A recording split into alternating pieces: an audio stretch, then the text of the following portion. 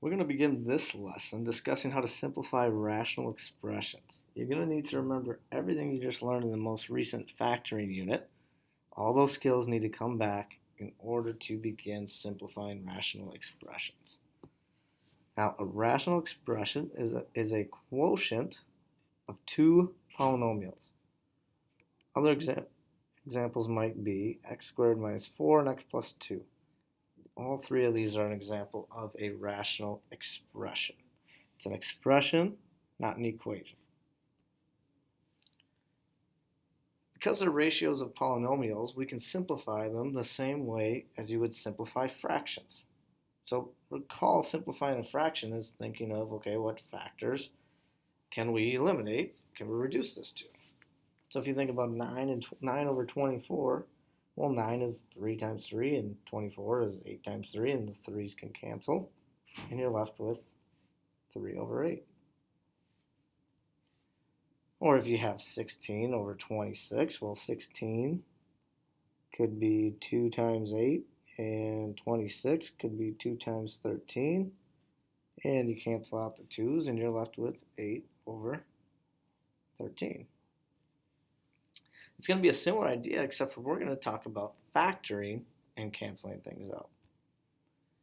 One thing we do need to recall is how to simplify exponents.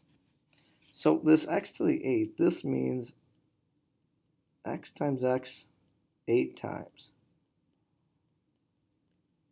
over x to the 5th is 5.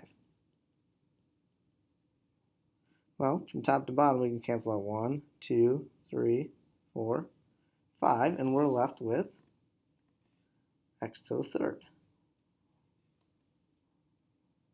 If we switch that problem around, now it's x to the 5th over x to the 8th. It's the same idea, except the top and the bottom has switched.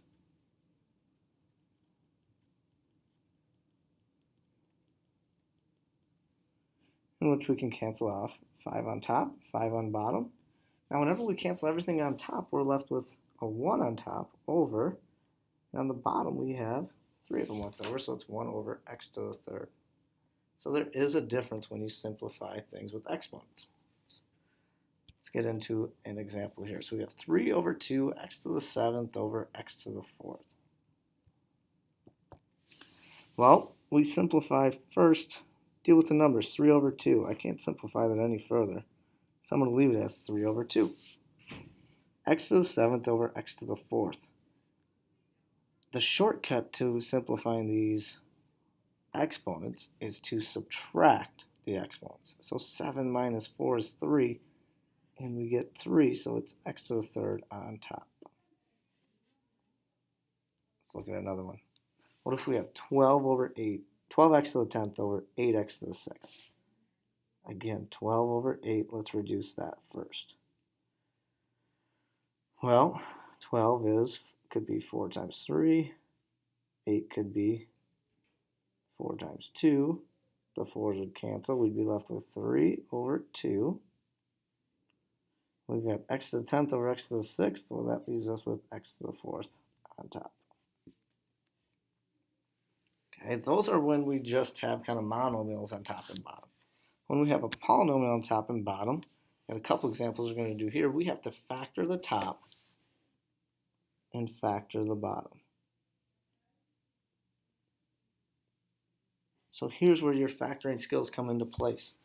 X squared minus 2x minus 3. Hopefully you recognize that as a trinomial. We have to multiply to get the outside number and add to get the middle. Well, negative 3 times positive 1 is negative 3. We add them, we get negative 2. So the top is going to factor as x minus 3 and x plus 1. The bottom is a trinomial as well. Multiply to get 4 and add to get 5. Well, x plus 4 and x plus 1. Notice how we have x plus 1 on top, x plus 1 on bottom. They cancel. And my final answer would be x minus 3 over x plus 4. Now that's the simplifying part to this question. The second half of this question is identifying any values for which the expression is undefined. An expression is undefined when we get 0 in the denominator. So our two possibilities for getting 0 in the denominator would be when x plus 4 equals 0, or when x plus 1 equals 0. So if we solve both of these, we realize that x could not equal negative 4, and x could not equal negative 1. These are the values for which the expression would be undefined. All you're doing is you're taking the bottom binomials, set them equal to 0 and solve, and you're going to get your answers in which it is undefined. Let's take a look at one more. X squared minus 81. This is a difference of squares. So it simplifies to x plus 9 and x minus 9. 6x squared plus 54x. I noticed that I could take a GCF out of this. And I know I can divide 54 by 6. So I would take out 6x, and I'd be left with x plus 9. Continue to simplify. Notice there's an x plus 9 on the bottom and x plus 9 on the top. And my answer for simplify would be x minus 9 over 6x. To identify the values in which the expression is undefined, anything that involves an x, we're going to set equal to 0. So we've got 6x out here. We'll set that equal to 0. And we've got this x plus 9 out here. So 6x equals 0. Well, we're going to notice that x cannot equal 0. And we have x plus 9 equal to 0. So x could not equal negative 9. These are my two values for which the expression would be undefined.